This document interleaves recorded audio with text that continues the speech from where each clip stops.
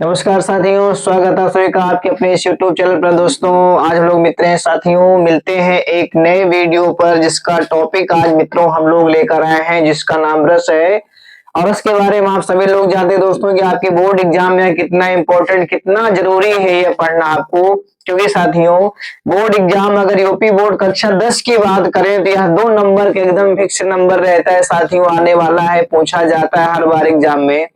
और उसके बाद वनडे एग्जाम की जितनी भी परीक्षाएं होती हैं, जितने भी पेपर कराए जाते हैं, उसमें साथियों हिंदी के सिलेबस में रस ना आए ऐसा हो ही नहीं सकता है। तो प्यारे साथियों, कुल मिलाकर के रस कितने होते हैं यह तो आप सभी जानते हैं और हमने नाम भी लिखा हुआ है। और रसों का मित्रों स्थायी भाव क्या होता है, आज रस के साथ उनका स्थायी भाव जान लेते हैं। तो पहले जानते साथियों पहला रस क्या है मित्रों, तो पहला रस श्रृंगार रस है। और आपको बताना चाहता हूं साथियों कि यह रसों का राजा कहलाता है। खास करके बोर्ड एग्जाम में भी क्वेश्चन करके आ जाता है और वनडे एग्जाम के क्वेश्चन में भी करके आ जाता है कि रसों का राजा या रसराज किसे कहते हैं, रसों का राजा कौन कहलाता है मित्रों। तो रसों का राजा श्रृंगार रस कहलाता है, जो कि इन सभी रसों में जो सबसे मुख्य, सबसे प्रधान रस जो है वो हमारा श्रृंगार रस होता है। ठीक है, इसके साथियों दो भेद होते हैं, आपको बताना चाहता हूं। श्रृंगार रस का जो पहला भेद होता है मित्रों उसे बोलते हैं संयोग श्रृंगार रस, और जो दूसरा भेद होता है इसको उसे बोलते हैं वियोग या विप्रलंब श्रृंगार रस। तो मित्रों संयोग का मतलब होता है मिलना और वियोग का मतलब होता है बिछड़ना।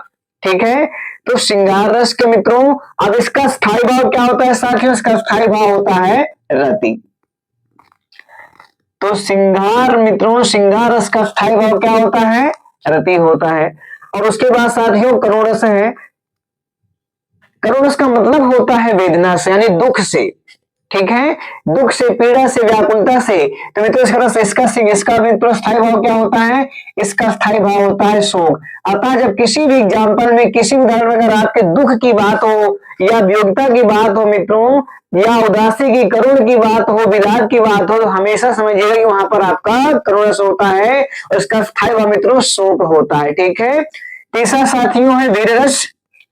और वीर रस हमारा मित्रों वीरता को प्रभावित करता है, वीरता को विकसित करता है। जहां पर शौर्य गाथा की, वीरता की बातें हो, जिस कविता को सुनिए आप, जहां पे वीर गाथा हो, रोंगटे खड़े हो, रोमांच हो जाए, शरीर प्रफुल्लित हो जाए, और जहां पे वीरता की बात हो मित्रों वहां हमेशा हमारा होता है वीर रस। और इसका मित्रों स्थायी भाव होता है उत्साह। इसका साथियों स्थायी भाव क्या होता है, उत्साह होता है। मन में उत्साह प्रफुल्लित हो जाए, उत्साह जागृत हो जाए। और साथियों जो चौथा रस होता है जिसे बोलते हैं हास्य रस। हास्य रस का मतलब होता है कि आप कोई ऐसे वाक्यांश को पढ़े, कोई ऐसे दोहे को, ऐसे छंद को पढ़े जिसको पढ़कर, सुनकर आपको हंसी आ जाए, मन में गुदगुदी से उत्पन्न हो मित्रों, उसे बोलते हैं हास्य रस। तो जहां पे हंसी के भाव जागृत हो उसे हास्य रस कहते हैं। और इसका स्थायी भाव शांति साथियों होता है हास। हास का मतलब होता है हंसना। ठीक है, उसके बाद साथियों जो पांचवा रस इसका नाम है भय रस। अब भय का मतलब आप लोग जान चुके हो कि कोई ऐसे वाक्यांश, ऐसे छंद, ऐसे चीज को पढ़कर, देखकर, सुनकर मन में भय उत्पन्न हो, ठीक है, उसे दोस्तों बोलते हैं भय रस। और भय रस का जो अस्थायी भाव होता है वो साथियों होता है भयानक। ठीक है, तो साथियों भय रस का जो स्थायी भाव होता है वो भयानक होता है। और उसके बाद मित्रों छठा रस जो है जिसे बोलते हैं रौद्र रस।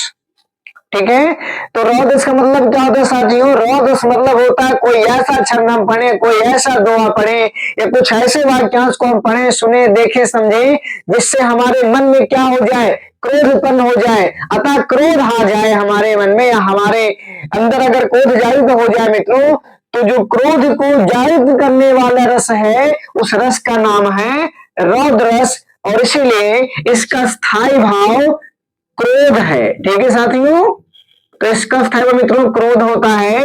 और उसके बाद साथियों हमारा क्या है, अद्भुत रस।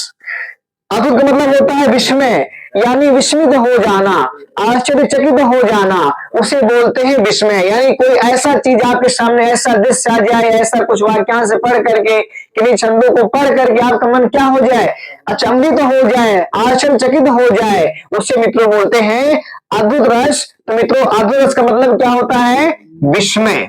ठीक है दोस्तों, क्या होता है इसका स्थायी भाव साथियों अध्वरस का होता है विस्मय। तो विस्मय मित्रों अध्वरस का स्थायी भाव होता है। और आठवां जो मित्रों हमारा आता होता है उसे बीभत्स बोलते हैं। ठीक है, बीभत्स का मतलब होता है जुगुप्सा। इसका मतलब जानते हो दोस्तों, इसका मतलब होता है कि घृणा जागृत होना। कोई चीज आपने देखा कि घृणा मन में आ गया हो, मन में घृणा जागृत हो जाए, मन आपका विचलित हो जाए, व्याकुल हो जाए, ठीक है, और उसे बोलते हैं मित्रों बीभत्स रस। तो बीभत्स मतलब तो इसको बीभत्स रस का साथियों जो स्थायी भाव होता है ये होता है जुगुप्सा। ठीक है साथियों, इसका स्थायी भाव क्या होता है जुगुप्सा। तो साथियों स्थायी भाव जो ध्यान दे लीजिएगा, क्योंकि आपका स्थायी भाव जो होता है सबसे मेन होता है दोस्तों। किसी वनडे एग्जाम में हो या बोर्ड एग्जाम में हो, आपको साथियों रस के साथ साथ स्थायी भाव याद करने हैं। और ये बताना चाहता हूं रस केवल आपके 9 ही होते हैं साथियों। एक 10वां रस भी जोड़ा गया है लेकिन उसको उतनी प्रधानता नहीं दी गई है जितना इन 9 रसों की है। यानी मुख्य रस की बात किया जाए तो 9 होते हैं। और 10वां रस आपको बताना चाहता हूं साथियों, 10वां रस का जो नाम है आपने सुना होगा, उस रस का नाम है वात्सल्य। क्या नाम है साथियों, वात्सल्य रस है। ये भगवान श्री कृष्ण के जन्म लीलाओं से लेकर के उनकी रास लीलाओं से जागृत हुआ यह रस। और मित्रों इस रस का नाम है वात्सल्य और इसका अस्थाई भाव जो है वो वत्सल ही है। ठीक है, तो मित्रों उसका स्थायी भाव क्या है वत्सल्य वात्सल्य रस का। और ये साथियों जो शांत रस है, अब शांत रस का मतलब होता है बिल्कुल कोई भी हो जो शांत, जिससे कोई भी मतलब ना मन उत्कंठित हो, ना क्रोध में हो, ना क्षोभ में हो, ठीक है, ना भय में हो, न वीरता में हो, अतः मन हमारा स्थिर रहे, शांत रहे। कोई ऐसे वाक्यांश को पढ़ करके सुन करके, ठीक है, कोई ऐसे छंदों को पढ़कर मित्रों जो हमारा मन बिल्कुल शांत रहे, उसमें किसी प्रकार का हलचल ना हो, किसी प्रकार का डर भय व्याकुल शंका आदि कोई चीजें ना हो, तो उसे मित्रों बोलते हैं शांत रस। और शांत रस का मित्रों स्थायी भाव होता है निर्वेद। ठीक है साथियों, तो शांत रस का स्थायी भाव क्या होता है निर्वेद होता है। तो मित्रों ये हमारे 9 रसकुल होते हैं साथियों। ठीक है, तो रसकुल मित्रों हमारे कितने होते हैं 9 होते हैं। और 10वां जो मैंने बताया आपको उसको मैं अलग लिख दे रहा हूं मित्रों, वो होता है वात्सल्य। तो जो वात्सल्य रस मित्रों हमारा होता है इसका मित्रों स्थायी भाव जो होता है वो होता है वत्सल। वत्सल वैसे मित्रों रस हमारे मुख्य कितने होते हैं 9 ही होते हैं। और ये 10वां रस हमारा है वात्सल्य रस, इसका स्थायी भाव वत्सल होता है साथियों। और आप यह चीज ध्यान दीजिएगा कि इन्हीं रसों को आपको स्मरण करने हैं, उनके स्थायी भाव को स्मरण करने हैं साथियों। और उसके बाद आपके बोर्ड एग्जाम हो चाहे वनडे एग्जाम हो, आपके नंबर क्लियर हैं, कहीं नहीं जाएंगे। बस मित्रों इसके स्थायी भाव को समझ लोगे तो इनके जितने भी इन पर जितने भी छंद में आते हैं पूछे जाते हैं दोहों के रूप में, आप आसानी से पहचान कर लोगे और लिख भी लोगे मित्रों। तो अगर आपको वीडियो अच्छा लगा हो समझ में मित्रों तो अपने साथियों के इसको शेयर करिएगा, कमेंट करिए मित्रों, लाइक करिएगा और सब्सक्राइब करिएगा। तब तक मिलते हैं नेक्स्ट वीडियो में। नमस्कार।